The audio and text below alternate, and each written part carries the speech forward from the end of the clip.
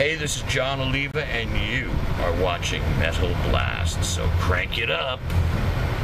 Jesus was a talker, just some out of place New Yorker. He hung out on the boulevard.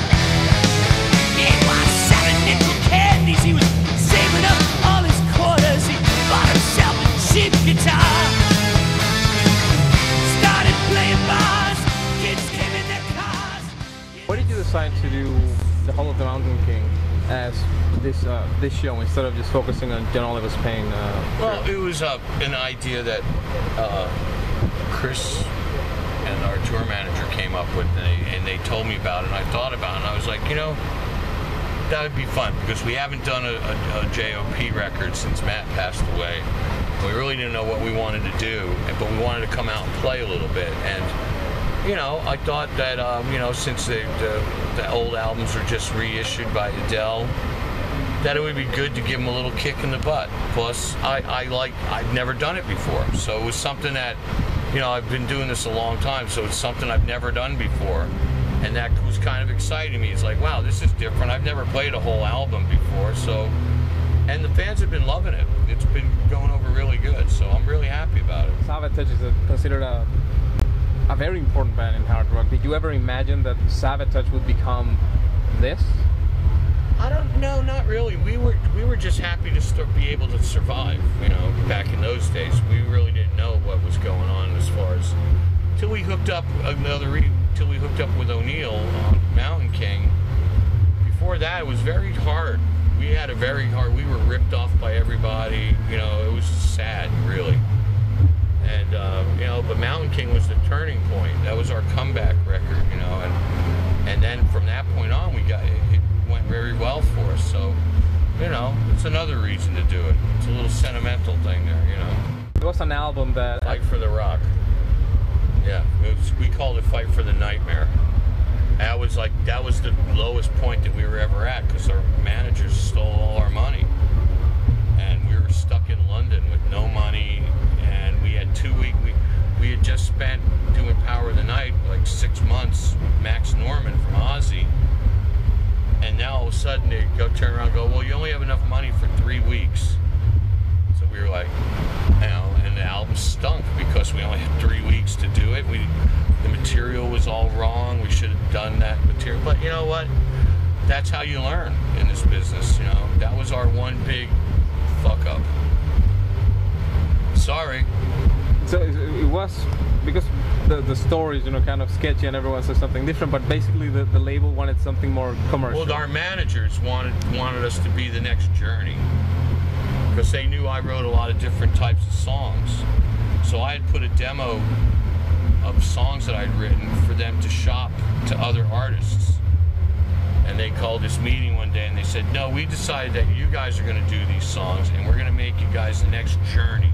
You're going to be big, huge. Now, when you tell 4 guys who are living on peanut butter and jelly sandwiches that you're going to be rich, what do? You do it. And we fucked up. We should never have done it. But we learned our lesson, and we've never done it ever since. So, were there a lot of moments in Savatage and at the beginning in which it was about falling and standing up again? Oh, yeah. We were knocked down constantly. You know, we should have just had a sign on us that said welcome. You know, you go to someone's house and step on the doormat, and that was us, you know. But you know, we were very young when this happened to us. You know, I was the oldest one, and I was only 22 or 23, and I didn't know what the fuck was going on. I mean, you know, I thought I did, but obviously I didn't. You know? And I ended up paying for it dearly. You know, millions of dollars. We were ripped off for close to $3 million over a 6-year period of time. Could you elaborate as to how this happened? I'm sorry, but I'm just... Bad managers and crooks and criminals, you know, and just everybody who could scam money off of you scammed money off of you. If you weren't sharp and didn't know the business, they knew it, and they took advantage of you. That's just the way it was back in the early 80s in the music business. In America, that's what it's. You talk to any of the bands that have been around since the early mid '80s, they'll tell you the same thing. Is every one of them were fucked. They should have just had a mask and a gun, you know. working for quite a few years now, or at least you already prepared it, but it hasn't been released, a musical, Romanov. Yeah, we're doing it now. TSO is actually, we've been in the studio with them. Thank God I got this break to come and do this, or I'd be crazy already. So, but we're actually working on that in Florida. So that's going to be a project for the Trans-Siberian Orchestra that should be out in the next year or so. Okay, so finally. So it'll be a Trans-Siberian thing and not a... I don't know what they have many, they've talked about doing many things with it. So I don't know exactly what they're going to do. All I know is we started to record the material for real. So I know I was laying down tracks for the last month, pianos and drums and all kinds of stuff. So he has some kind of an idea of what he wants to do, but he can never make up his mind. So Paul always waits till the last second. But he's right all the time. So I'm just going to shut up and do my job. I don't know how they're going to put it out, as a show, as a theater show, or as a Broadway show. All I know is the record company says, well, let's get the soundtrack done. So that's what we're doing. And they're figuring out what's the best. Then there was talk of doing it as an animated movie, and it's just so many things. And it's real. I try to stay away from that with the TSO thing because I'd be in a rubber room by now. Isn't it a bit hard or frustrating to see, okay, here it is, just, try to make it work? Yeah, well, it's just, with the stuff that Paul and I do, sometimes those things take years to develop because you want it to be right. And, his ideas to convey the story live and stuff, it's very expensive. So I think maybe and a lot of the reasons why we've waited was because we've built up the band to such a big level right now in the States. We're selling out two Coliseum shows a day.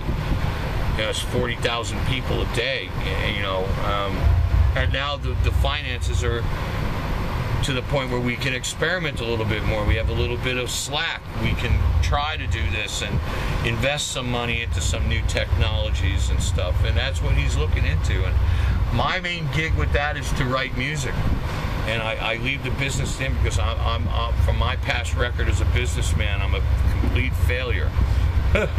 I was $3 million in the hole only, so you're probably not a good idea to take business advice from moi.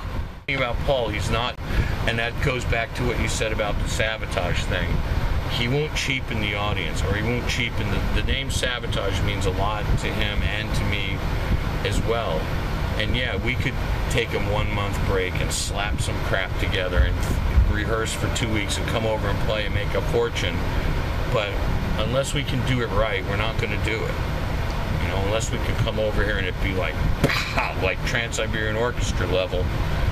Once you get to that level, you can't go backwards. Yeah. And that's the big problem with Savatage with us, is because to us it's just as important or just as big as Trans-Siberian Orchestra, because it's all of us. It's still all the Savatage people with just a different, it's just like you painted your house.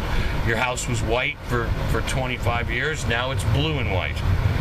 And that's all we really did, in the writing of the music for Jon Oliva's Pain, do you have an input in every... Yeah, I play a lot on the albums. I play guitar on every song. I'll probably, this next record I do, I'll probably be playing more guitar, but I don't know, it just depends on the song, really. There's some songs that I've recorded with JOP where I'm the only one playing, except for Chris, the drummer. There's a couple of those, Fly Away and one off the last, that record, God, I can't remember the name, but that's good. Sorry. But there's a ballad, there's a mellow song on the Festival album that's just me and Chris Kinder. So yeah, some songs that are more like Pink Floyd-y Beatle things, I can play that style of guitar well. I'm not a good shredder. I can't shred. I'm shredless. But I can play slow melodic stuff really well. That's my thing. So. And I enjoy playing, so I'm getting more into that. That's one thing I love about JOP is I get to play bass, I get to play some guitar and some leads, and which in the other things I do, I never got that opportunity because I always had people that were better at it than me. So, is Savatage now absolutely over? There's no coming back? I don't really see the point. I mean, everyone keeps saying that, but What I don't think people realize is that Savatage is really still together. It's just a different band with more people. But if you look at it, it's Jon Oliva, Paul O'Neill, Al Petrelli, Chris Caffrey, Johnny Middleton, Jeff Plate. I mean, everyone from Savatage is there on all the records, and on the road, most of us are there. So, I mean, and it's doing so well, it just doesn't make sense to, like, stop it to do a Savatage thing, because I'm out. To me, it's like, if you want to hear Savatage stuff, come see me, because I'm the original singer, so you're gonna hear my stuff doing Savatage. It's gonna sound more like Savatage than anybody but Savatage, minus, you know what I'm saying? And so it's like, you know, that's why I come out and do it. It's for the Savatage fans. I come out and I play the Savatage stuff because I love to play it, and I don't really see a Savatage thing happening just because of how popular the orchestra thing has become, and the time that it takes to do this stuff. It's just really not feasible. And you know, unless you were going to do an album and then do a tour, but there you're talking about a year of, you know, because we're not just going to throw something together just for the money, because we don't need the money. It's not about Savatage, believe me, it was never about the money, and neither is J.O.P. about the money. It's about the love of playing and for the people and playing the songs. You know, I'm not making any money out here. I'm losing my ass, but I don't care. I'm smiling. I'm having a good fucking time. It's one part of your life that actually influenced what you wrote, because after the tour with Megadeth that had to go into rehab and all that. Yeah. Well, that was just a bunch of young guys that never went to college that were making believe that we were in college, and we partied. We were bad, dude. I'll tell you, it was ugly. Savatage, Megadeth. When we were with them with Testament too, guys, we were crazy, man. But we were having so much fun. We were all in our prime, you know. We were all in our mid-20s, you know, just loved having a great time. And it was the whole, back then, you just got caught up in it before you realized that you had a drug problem. It was already too late, because just everywhere you went, anywhere you went, people were giving you pot, or giving you coke, or giving you a drink. I mean, I never went anywhere from 1984 to 2001 where someone hasn't tried to give me drugs or alcohol. Never. And I've been a lot of places since then. It's like, so it's hard, you know, like today, I could be out there getting hammered right now, but I'm sitting here on this bus all by myself, lonely. But these experiences that even led you to write several songs for a lot.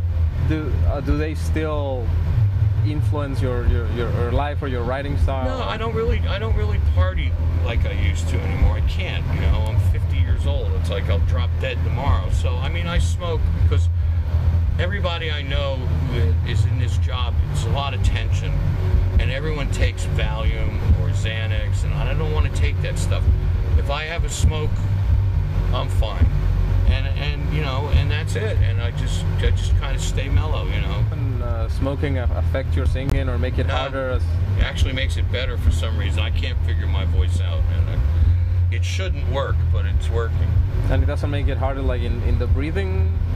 I'm sure it does, but nothing that I've noticed.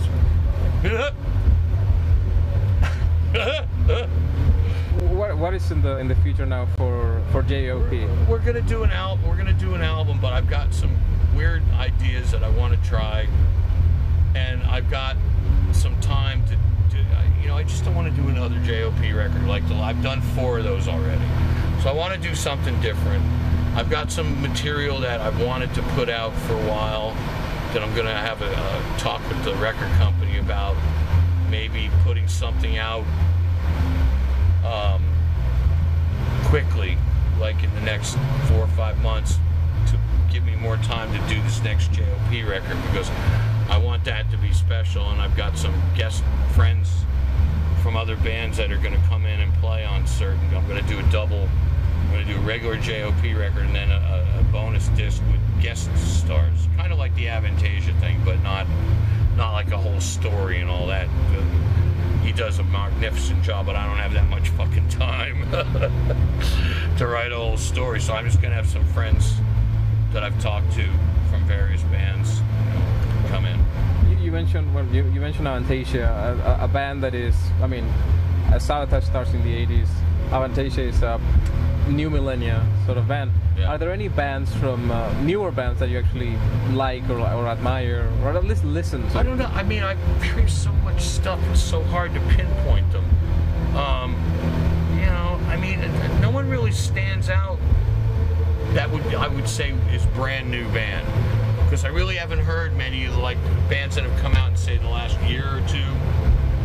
I haven't heard any of them, just because I'm just too busy. I'm working all the time, so I don't really ever have time. When I do have time, the last thing I want to do is listen to music. It's like I'm in the studio from 11 in the morning till 2 in the morning, pretty much 6 days a week. And then when I'm not doing that, I'm working doing this, or I'm in the studio for this. So I'm like, you know, I don't really get time to listen to stuff. I like the classics, man. You know, give me Queen, Sabbath, the Beatles, and I'm a happy camper, you know. Speaking of Sabbath, Dio or Ozzy? Tough. Probably Ozzy, but because to me there's two different Sabbaths. You know, the Sabbath with Ozzy was more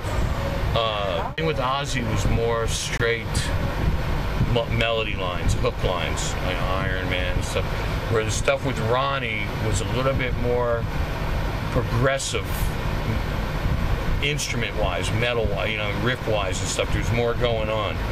So I love this. That's not fair. You're not allowed to ask that question because I can't give you an answer. I'd have to say Ozzy only because of the history of it, and it was my first concert I ever went to, and I can remember Ozzy standing there with the peace signs, and I was hooked from that moment on. It was over. So I'd have to say Ozzy, but just, you know, both of it was brilliant. So Final message for your many fans. Love you. Peace. Love thy neighbor. Have a good time. God bless you all. Good night, and have a pleasant tomorrow. In the heart of the mountain king. I didn't bring any drugs, sorry. And you didn't bring any drugs, so this interview is over. Goodbye.